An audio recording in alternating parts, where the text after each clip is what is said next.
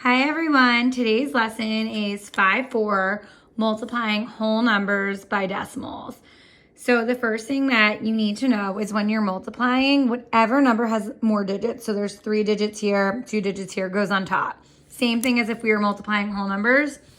The second thing you need to know is in multiplying decimals, you ignore the decimal, okay? So we're used to with adding and subtracting, decimals lining up the decimals. In this case, we do not have to do that. So I am going to multiply like I would normally multiply and ignore my decimal. So I'm going to do 8 times 1 is 8. 1 times 1 is 1. 1 times 5 is 5. So same as we would usually do, I'm going to cross out the 1. I'm going to put my 0. 3 times 8 is 24. I'm putting my 4. I'm carrying my 2. 3 times 1 is 3. Plus 2 is 5. And then 3 times 5 is 15. Sorry, it's hard to hold down the paper. 8 plus nothing is 8. 1 plus 4 is 5. 5 plus 5 is 10. I'm carrying my 1. 5 plus 1 is 6. 1 plus nothing is 1. So at this point, this is what you do. You look back on top and I see how many digits are behind a decimal. So in this number, I have 1, 2 digits behind a decimal. And then here, there's nothing. So I have 2 digits behind a decimal. That means in my answer, I have to have 2 digits behind my decimal. So my answer would be 160 and 5800ths. If you think logically, if I were to round and I were to make this into a 5, and then I did 5 times 30, I know 5 times 30 is about 150. So this being 160, I know that this is a little bigger, as is this. So it makes sense, okay? I'm gonna look at my next one.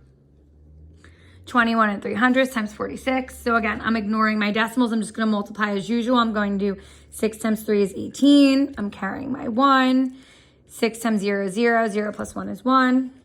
6 times 1 is 6. 6 times 2 is 12. I'm going to cross this out. Cross this out. I'm putting my 0. 4 times 3 is 12. I'm putting my 2. I'm carrying my 1. 4 times 0 is 0. 0 plus 1 is 1. 4 times 1 is 4.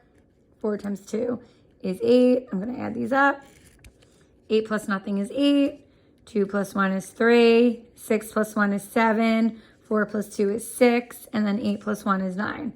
So I'm going to do the same thing as before. I'm looking up top. I only have 2 digits behind a decimal. So I'm going to put my answer here.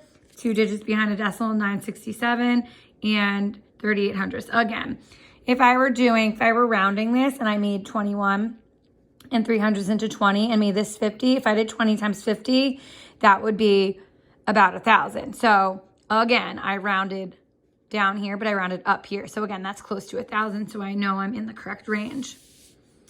Okay, my next one, I have 72 and 9/10 times 5. So I'm just going to do 5 times 9 is 45. I'm carrying my 4. 5 times 2 is 10. 10 plus 4 is 14. Carry my 1. 5 times 7 is 35, plus 1 is 36. And I'm checking this over. I have 1 digit that is behind a decimal. So I'm going to have 1 digit behind a decimal right here. So I have 364 and 5/10. And my last one, I have 2 and 719,000 times 31. I'm doing 1 times 9 is 9. 1 times 1 is 1. 1 times 7 is 7. 1 times 2 is 2. Putting a 0. Crossing out. 3 times 9 is 27. Carry the 2. 3 times 1 is 3 plus 2 is 5. 3 times 7 is 21. I'm carrying my 2. 3 times 2 is 6. 6 plus 2 is 8. So if I add this up, I have 9. 7 plus 1 is 8. 7 plus 5 is 12. Carry my 1. 1 plus 2 plus 1 is going to give me 4. 8 plus nothing is 8. And this one I have 1, 2, 3 digits behind a decimal. So I'm going to have 3 digits behind a decimal. And I'm going to have 84 and 289,000. So things like this, these kind of problems are things if you're in the grocery store and you see, you know, it's $2.19 for a pound of apples and you buy 5 pounds of apples. So you would do $2.19 times 5. This is where things like this go into play. Please use this video if you need to review. See you later.